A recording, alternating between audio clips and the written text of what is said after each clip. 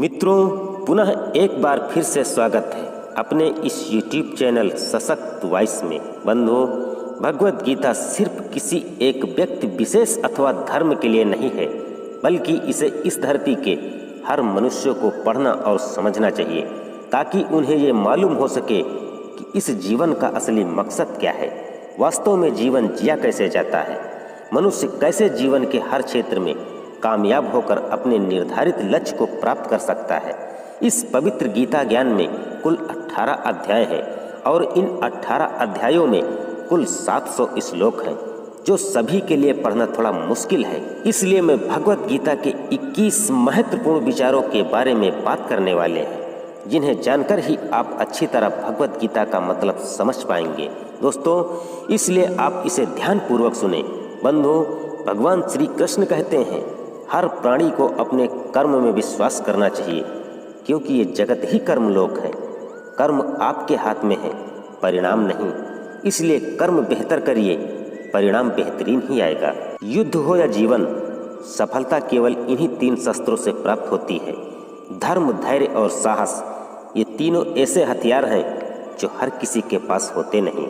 कर्म का फल हर व्यक्ति को उसी तरह ढूंढ लेता है, जैसे कोई बछड़ा 100 गायों के बीच में अपनी माँ को ढूंढ लेता है। भगवान श्री कृष्ण कहते हैं, यदि जीवन में कुछ बड़ा हासिल करना चाहते हो तो सब्र रखो, क्योंकि जीवन में कभी कभी शानदार परिणाम हासिल करने के लिए बुरे हालातों से लड़ना ही पड़ता है। समस्याएं किसी के जीवन में बेवजह नहीं आती, उनका आने का वजह ही एक इशारा है कि आप अपने जीवन में थोड़ा बदलाव लाओ। इंसान कोई भी हो, सिर्फ उसके कर्म सही होना चाहिए, क्योंकि हिसाब हमारे कर्मों का होता है, धर्म का नहीं।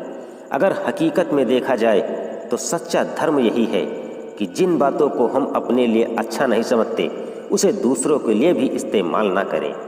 मौन होकर जो कहा जा सकता है वो शब्दों से नहीं, और जो दिल से दिया जा सकता है वो हाथों से नहीं।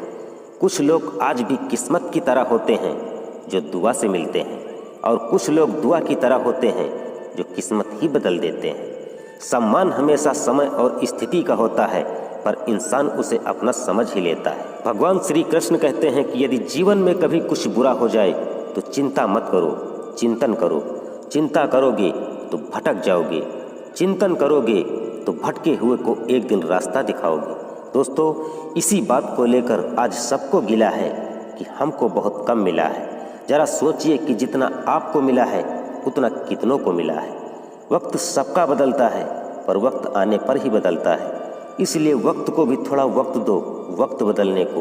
वक्त से पहले मिली चीज़ें अपना मूल्य खो देती हैं, और वक्त के बाद मिली चीज़ें अपना महत्व। इसलिए वक्त के रहते समय पर काम करो। कहीं ऐसा ना हो आप वक्त का इंतजार ही करते रहें और वक्त के पास वक्त ही ना हो आपका वक्त बदलने को। दोस्तों, भूलकर भी अपना वक्त कभी भूलना मत, क्योंकि वक्त की फितरत ही कुछ ऐसी होती है कि ये किसी का होता नहीं। वक्त की मजबूरियां सबने झेला है साहब, वरना श्री कृष्ण जेल में, राम वन में और आप यहाँ न होते।